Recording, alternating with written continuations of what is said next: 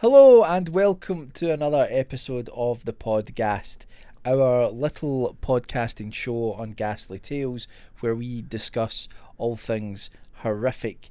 I'm Mike. Oh, I'm Calum. I probably should have said. Yeah, I was kind of And waiting for a also- semi-introduction, but Yeah, sorry, I'm not that professional. And so Calum has I think a very good topic for this evening's podcast. So on you go, Calum. it doesn't really surprise me that we mucked up the intro, considering it's just taking us 5 minutes to try and clap at the same time. Yeah, probably. I think that set the tone. Anyway, to bring us back, tonight's topic on our biannual podcast. If we manage to get this out in time for Christmas, of course. The topic tonight would be, is VR the future of horror? And this is something particularly this year, but in the last couple of years, we're seeing more and more VR. Virtual reality, everyone. Virtual reality, yes, that's right. Virtual reality. For those that don't know, virtual reality. Why did you go into like an ASMR thing? I don't know. But well, that's what they do now, isn't it? That's pretty much. I think pretty much every horror narrator channel now is just like rubbing matchsticks in people's ears or whatever they do. I'm creeping up behind you. Yeah. Do you think you could do an ASMR horror film? Oh yeah, totally. But then you just end up with a cinema full of people masturbating. Ugh. Bit of a Pee Wee Herman incident. I suppose. Well, there's probably a lot of cinemas that are like that. Anyway, continue. Virtual reality and horror. So, this year, it's been used a lot to promote various films that have come out, like The Conjuring, Annabelle, which you said was one of the Conjuring films, Blair Witch. They even used it for Stranger Things, and I think there may have also been one for It as well. Yeah, there is one. There is one for It. I think there might as well. I think they also did one for. Well, they did like a 360 video one for The Conjuring 2, I think, and there might even have been one for Lights Out, actually. I think this is also, there's a distinction between it as well, because a lot of stuff gets called VR.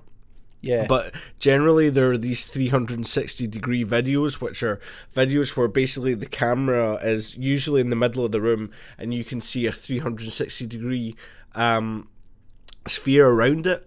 Although you can watch that back in a VR headset, that's not actually technically classed as virtual reality, but they do tend to tag it that way. But it's been used really extensively to market a lot of these films that have come out. And it's really just, I think... Calum's dying. Yeah. We should just say that. Calum is very ill. Anyone So that please. watched that video the other day knows I'm fucking scrambled eggs at the moment. But yeah, they've used these 360 videos quite a lot to market it, but you need to be really careful if you want to use them properly in how you design them, because you've got free range of movement when you're watching it. It has to be built in a way that if you've got something appearing on screen that's pretty important and you need them to see it, you need to try and attract their attention to it, otherwise they'll miss it. Because when you've got a full range of movement and you can look wherever you want, there's a very good chance that there could be like some monster at the window and you're reading the books on the bookshelf. But that has happened. That's happened to me a few times, because I mean, I have to say that you've got quite a lot of experience with VR. The only experience I've got is you gave me a loan of your Samsung Gear headset, because I got a Samsung S7 mobile phone, and I have to say, first of all, the sort of mobile phone virtual reality I was really impressed with, like how good it actually is. The Gear VR stuff's very good. Some of the other stuff's a bit ropey though. But like, what I noticed was that there's one app. It's called Face Your Fears, I think it's called, and it's got a number of different scenarios that play out on it. And there's one, for example, where you're like sitting in a bed in this bedroom, funnily enough, Okay. and there's like this sort of ghostly boy sort of running around the room causing all sorts of havoc. And there's other ones where you're like falling off of a the edge of a building, and another one where you're surrounded by giant spiders, and that's where they did the promo for Stranger Things 2, which was really, really excellent, and you get to sort of go up close and personal with the Demogorgon, which I thought was really, really cool. But like, I've noticed that, like, what you're saying is that sometimes you're looking elsewhere, right, and something else happens. And when you say, miss it. I mean, are we talking fear-wise? Are we talking about quite generic stuff? I mean, there's nothing like globophobia, for example, is there? What's globophobia? Globophobia, I think, is fear of balloons. Is it? Yeah. Yeah, well, that's. I mean, Pennywise the clown. That's true. They all float down here, Georgie. You never seen blow any balloons up? Oh, they'll float. Do you think he blows his own balloons up? No.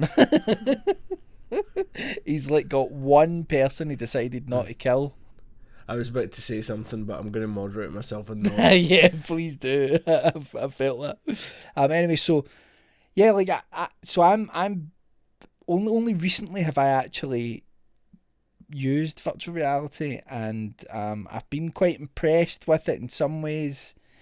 The horror stuff, like the first thing that I used was the Stranger Things one, and it starts by like you're sort of walking into I think like the shed out the back of the Briar's house, and there's a child that's sort of like it's almost a bit like the Alien hive where the person's all sort of cocooned, and that bit was like really weird because you're like right up to this sort of what looks like a sort of dead body. And it is quite disconcerting the first time you do it because you cannot give virtual reality, you cannot convey what it's like until you're actually in it.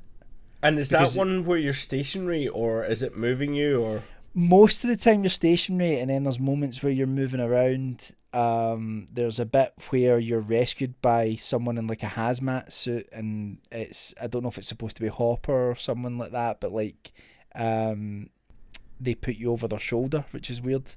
And then you're sort of moving around, but like, yeah, the first time that like I came like face to face with the Demogorgon, and its mouth open wide up in front of my face, and your brain is kind of like, I know I'm not here, but there is a little, it's been tricked into feeling that you are there, and I thought it was quite successful. And then once I started looking at a lot of the other horror stuff, I started to realise that there's a very, very, very quick drop off in quality.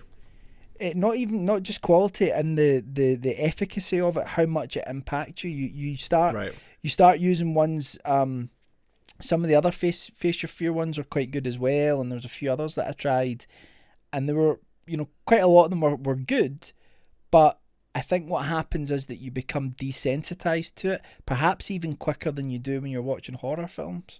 It's a strange thing. There's shortcomings with the technology, but there's also shortcomings where, because it's so new, a lot of people don't know how to use it. Yeah. So a lot of people... what you're saying is I shouldn't have been wearing the headset. I don't mean you. I mean the people. Saying? I mean the people that created it. They don't know how to utilize it yet as a tool. I think it's because no one's really. I don't think anyone's totally figured it out yet. Because I was saying that to you that VR definitely doesn't feel like a gaming experience. It feels like it should be a kind of walking simulator type thing. That's the best way to do it. But even that, after a little bit of time, it's not compelling for some reason. Sitting in front of a monitor with a keyboard and a mouse is more engaging in the long term than actually feeling like you're there, which is a really strange thing. That's the thing as well, where they've not worked out how to use it in a way yet where you're going to be able to captivate someone for the whole thing. Like, they would really struggle to make a feature-length horror film in the same format that they've been making these short things in. Yeah. Like, I don't think they'd be able to hold anyone's captivation for that whole amount of time. But I think that's because you don't have what a lot of people feel when they're reading a book, or when they're watching a film, or when they're watching a play, is that there's that kind of, as a viewer, you have that sort of omnipotence, or omniscient. What's the word I'm looking for? Omniscience. Omniscience. You have the ability to sort of feel that you are separate from everything. Yep. And because of that, it gives you a perspective on the story that you can take everything in. Whereas, like you said before, when you've got a headset on and there's things happening around you, you no longer have that objective viewpoint where you can take the whole thing in. You can only take in tiny bits of what's happening, and if you're telling a story, then that's going to be problematic. I think what's interesting about it as well is they are using it a lot for horror, because I think people are trying to use it in the same way where a lot of people make horror films, right? Not necessarily good, but I think a lot of people would agree horror films are probably one of the easiest to make, but it's very difficult to make a good one. Yeah, definitely. So I think a lot of people are trying to apply a lot of the same principles from making normal films into this VR, and it doesn't directly translate into it at all. And they're trying to use a lot of the same techniques, like, your loud jump scares and all that kind of stuff too. But like I said as well, if you're not very carefully directing people's attention, they're going to totally miss out on whatever you've tried to choreograph. But that's what I was saying was really interesting, was that in these little sort of horror scenarios that you're in virtual reality, you have these moments where something's behind you or to the side of you, and you're going to turn around and you're going to get that loud noise, you're going to get that jump, and it is so effective the first time it happens. But like you say, everyone's kind of using the same device, and what happens is that, kind of in the same way in cinema where jump scares have really become the norm, and as a result they've lost their power. But in virtual reality, for some reason, I don't know why, but it feels like you become desensitized almost immediately to it. Like, once it happens once or twice to you, when you're in other things, like you get that jump scare, you get startled, and then that stops happening. It sort of diminishes. It's a weird thing. I don't know why.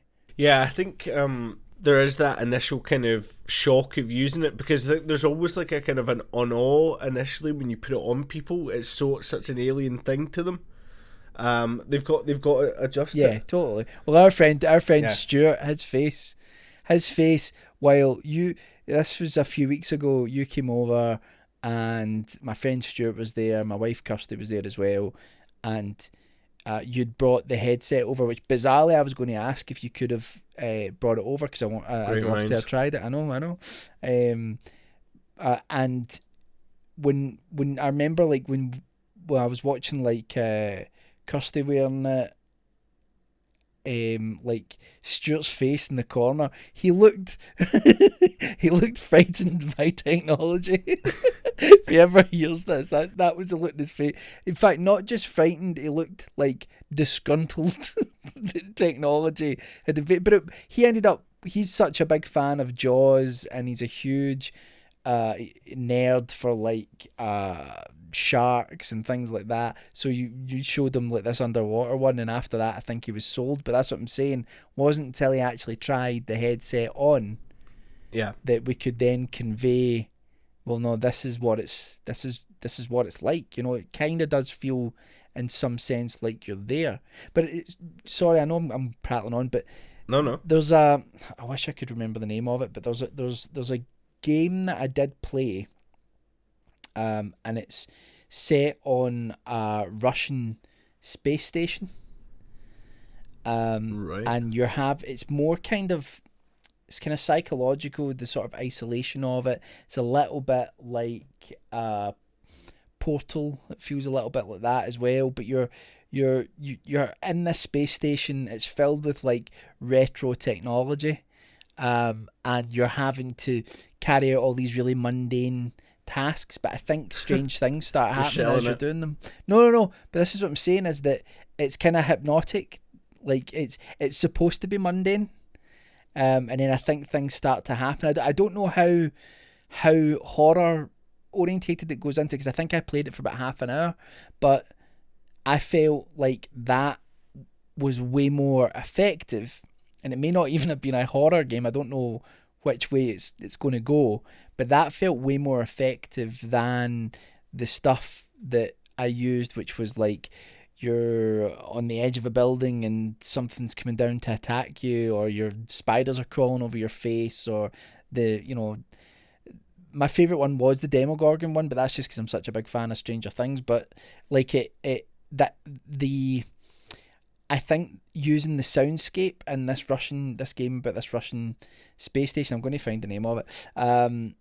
It really sold it. You could just hear the rumble of the space station in the background constantly, and all. Well, that's got to be the big thing, isn't it? Because it's as you say about the getting desensitized to it, because you've got this immersive setup that people can put the goggles on and being completely brought in.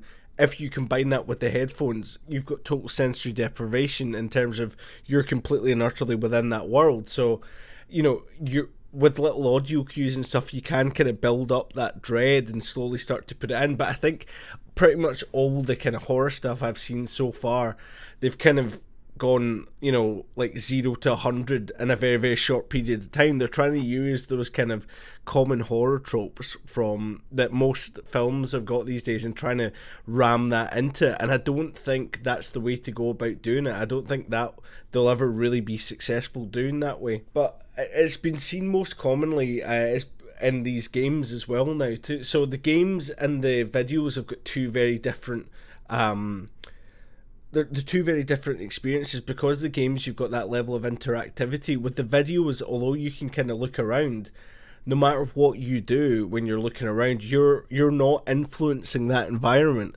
So potentially they could bring out players at some point that would tell you, and there is some software just now that tells you where people are looking in a video, and they use it for like creating analytics and statistics for the video, so that they can be like, right, 98% of people were looking at this point in the video, and they use that to kind of work out how to make their videos more tuned to people. But until they can kind of make these videos in such a way that sounds like a marketing ploy to me. Oh yeah, of course it is. But until they can make these videos in such a way that the video kind of knows what direction people are looking at and tries to change it accordingly, which would make it very much like one of these games, it doesn't really work in that sense. So you'd have to be very clever in terms of building in sound and building in stuff to direct people's attention to make sure you were definitely looking in that direction when the time came. Yeah, I think that's what I think we're both sort of circling, is the fact that it's the sort of silent era for virtual reality right now. Sure. That, we're right at the infancy of it, and I'm not sure where it's going to go. I think I haven't used things like the Vive and there's the Oculus Rift and the Vive. Yeah,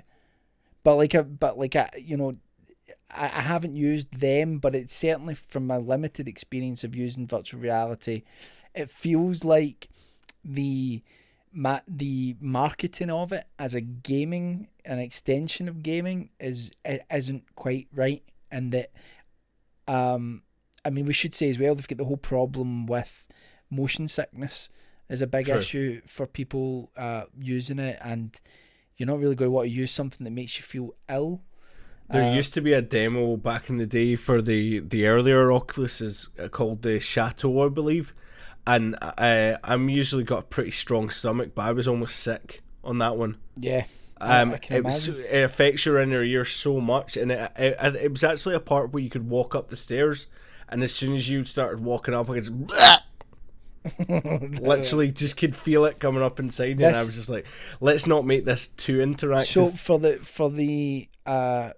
for those who want to try out that game about being on a Russian space station, I think it's called it's Angest, Angest, or Angest. I don't know how you pronounce that, but that's the game.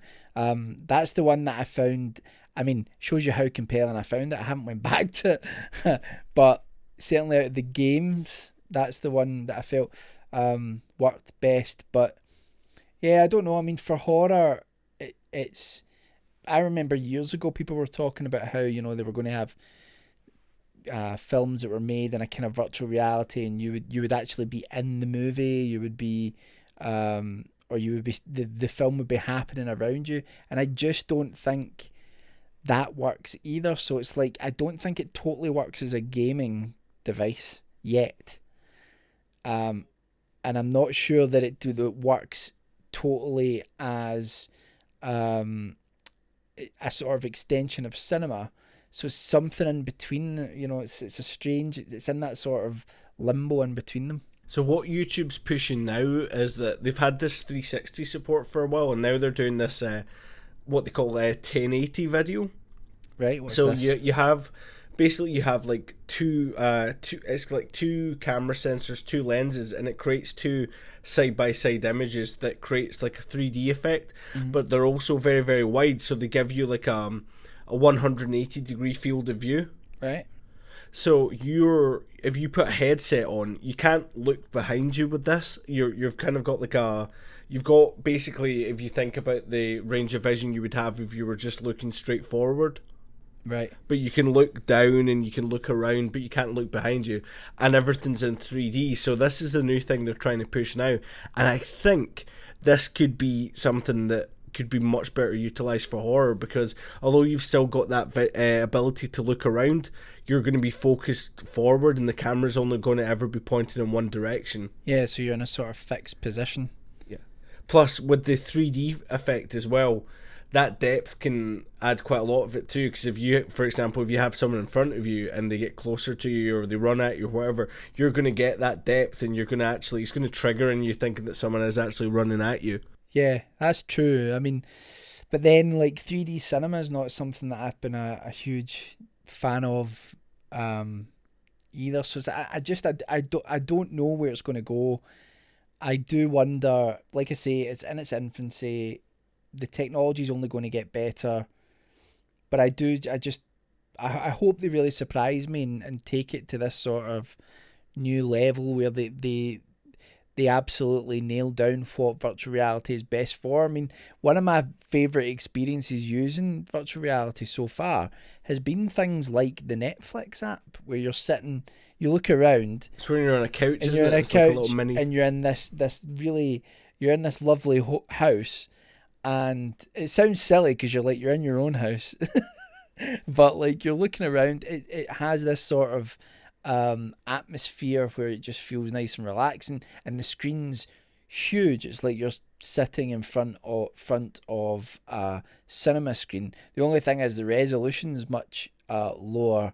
So I think once they get to the point where when you're sitting there and you're watching, you can watch a 4K movie in front of you and it looks like that, and they no longer have like the screen door effect where you can see the pixels on the phone or whatever device you're using. I think once that happens, like that is quite a really cool way to watch a movie, I think. I think we're both on the same page with it, though, to be honest. Like, we're both of the opinion that it's as much a technology issue as it is people's lack of like kind of understanding of it so far. Like, we need people to be more creative in using the tool, I think, for it to actually reach its potential. Yeah, definitely. But as for horror specifically, I think you absolutely could do some amazing things with it, but you'd have to move away, I think, from this idea of the sort of jump scare, being startled. I mean, there are things that you can use, like you said. Sorry, I'm going to need to put this in the description. I just found a video called 360 Creepypasta Experience VR, and it's a guy in a really bad skeleton suit just running around a room. Oh God. In and out of a cupboard. This is great. Oh, this is the same guy. This is the same guy that I found the other day that did 360 Creepy Clown Experience, and he's wearing like a clown mask and a rainbow wig, and he just jumps out of the bushes. Occasionally. This is what we're up against, Calum. Yeah. How many views do those videos have? Oh well, Creepypasta Experience is at 245,000, mate. Oh God. And you know what I mean? And like you just spent a year making a short film. Yeah. You know, and it's like, I tell you what, Sack it. All our videos from now on are going to be just we'll get your 360 camera and we'll just run around it wearing an array of different horror costumes. Oof, actually, you know what? I mean, this just proves it's a buzzword. Here's someone that's done a series of shots around his house called it Five Nights at Freddy's 360, and he's got 60 million views. It's absolute nuts. It's nuts. I mean, I think that's, I mean, it's a different topic, but I think it is quite difficult that, I mean, we are trying to really put out sort of like quality content, not feel that we're rushed to like put out new films or audio productions like constantly and new stories constantly, like, you know, get them to the point where they're going to be most effective and then release them. And then you do just have these channels where it's like, I know I'm sounding bitter, but you know what I mean? It's like people are throwing up videos and it's like they get millions of views, you know? But So it's as I say with horror, isn't it? It's like one of the most attractive genres because you can just like dive into it so easily. It's very, like, again, it's very difficult to make something that's good, but all you need to do is like, right, we'll have such and such and a guy jumps out and shouts at the end. Which, you know, does describe some of the stuff we've done as well, but... yeah. Like, I'm not saying we're, like, perfect or anything like that. I just mean that whether you like the stuff that we do or not, tough. It takes what it's going to keep coming. we put in an awful lot of time, and sometimes it can be a little bit disheartening when you maybe put a lot... I mean, it's no one's fault. It's YouTube's fault. It's not one's fault. I suppose it's not even YouTube's fault, but you know what I mean? Like, videos can be overlooked, you know, and I think that can be quite difficult. But hopefully YouTube... Where's my 60 million views, inverted commas? That's what I'm hearing. Yeah, that's exactly what I'm saying.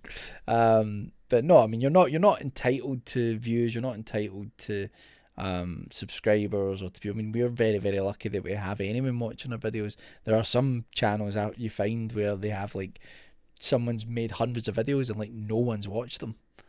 You know, like, so I know we're in a very lucky position with that anyway. But yeah, like, horror is something which is, it's very easy to throw something together and then call it horror. A lot of people's idea of what horror is varies, you know, drastically. And what the quality needs to be for it to actually be effective horror.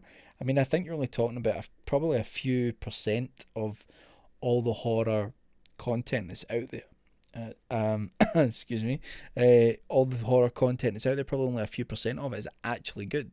Yeah, and I think this 360 thing actually makes it worse because a lot of people just assume they're like, right, we put the 360 camera in the middle of the room, everything, and we just like we act on one side of it and that's it. But what most people don't understand is that in a lot of cases with the 360 footage, if you've got something really interesting going on in front of you and there's nothing interesting going on behind you, then you might as well just upload a normal video. Yeah. Because the only reason to really upload or shoot something in the 360 is if there's something important going on all around, and I think that's what a lot of these people haven't captured yet. I would say that's true, but with a small caveat, which is that in some of the things that I've used in VR, there is a feeling of immersion or a feeling of just the atmosphere of being in a place. So like, all you really need to do is sort of look around you once and you instantly know like where you are and what the sort of vibe is of where you are, and then maybe things can happen in front of you and you don't really need to look around you constantly, but you've established feeling that you're in, say, a cozy environment or a more nerve-wracking one or whatever it is.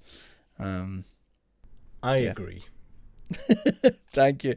Well, I think we've trawled virtual reality for long enough, Calum. Unless there's anything else you'd like to add? No, I think not. Except from, did you see the trailer for Ready Player One? Yes, I did. What did you think? I know that, like, for some people, this film's been like, it's like they've been waiting a long time for it. I don't really know all. I mean, I know roughly what the kind of story is of it. I know it's based on a book, but I watched it and I was just kind of like, well, sometimes I watch these films and I think films about like huge technological advancement, sometimes it feels like someone who doesn't really understand it. Mm. You know, and I'm not claiming that I do either. You know, there's things that come along that blow my mind sometimes, but I don't know. It just feels a little bit kind of forced. And it's like, oh, there's the Iron Giant, there's Freddy Krueger, there's, you know. That's what blows my mind though. How are they getting the licensing for all those characters? Yeah, Back to the Future. Did you hear the end of the trailer? And it had the little jingle from Back to the Future right at the end of it. And I was just like, you leave Back to the Future alone, Spielberg. All right. Well, the DeLorean's in like 80% of the trailer or something. I know. And it's just like, what are they doing? Is this going to be the closest we're going to get to Back to the Future 4? Is that what they're saying? I don't know. Knows? No, anyway, sorry. Return to your wrap up. Yeah, thanks very much. But what did you think of it? What, the trailer? Looks alright. And on that bombshell, before we go, if you haven't, please do go over to the YouTube channel, unless you're already on the YouTube channel and you're watching this, and check out Calum's most recent film, By the Numbers, that he made with Martin Yates. I thoroughly enjoyed it. It's a kind of post-apocalyptic, contemplative horror film, I would say, in some ways, sci-fi, but definitely check it out. 5 Nights at Freddy sci-fi, please watch. yeah 360 creepy man in a skull running around. That's what it is. So please do check that out, and we will be back soon.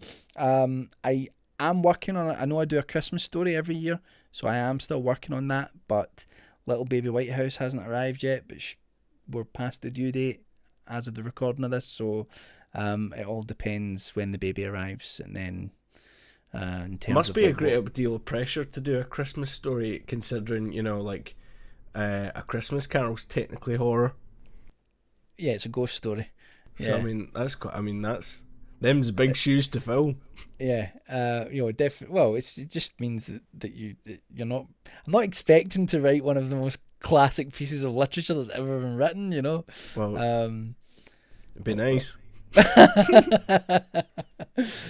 So anyway, I've got that to look forward to. A few other things. We also have a Discord now, which I will leave in the show notes if you're listening to this on the podcast, or in the description of the video if you're watching this on YouTube. Please do drop by. We've got all sorts of things going on there. You can chat away to all of us and some good times. Isn't that right, Calum? Very much so. Okay, so we'll be back in the next video. Calum, wrap up, please. Yeah, it should be. Maybe we'll get the next one done within like half a year, or maybe we'll get 3 done next year. I don't know. Let's not. See you in 2019, everyone. Yeah. Okay, I'm going to go now. That's right. how we're ending this. Well, I'll go as well then, because it'll get awkward. Yeah, that'll be weird. You'll be left alone. That'll be frightening. Alright, we will catch you all in the next video or podcast. Take care of yourselves. Good night. Goodbye. That's an ASMR finish. That's beautiful. Should I not like crinkle some socks or something? I don't know what they do. We hope you enjoyed tonight's PodGhast. If you would like to support the free content the Ghastly Tales team produces, please subscribe to our YouTube channel at youtube.com/ghastlytales.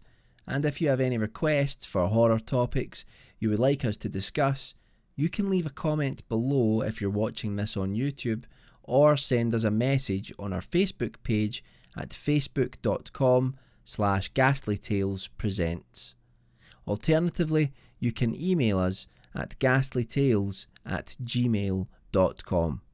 Thanks for listening, and stay tuned for more original horror stories, narrations, films, and podcasts.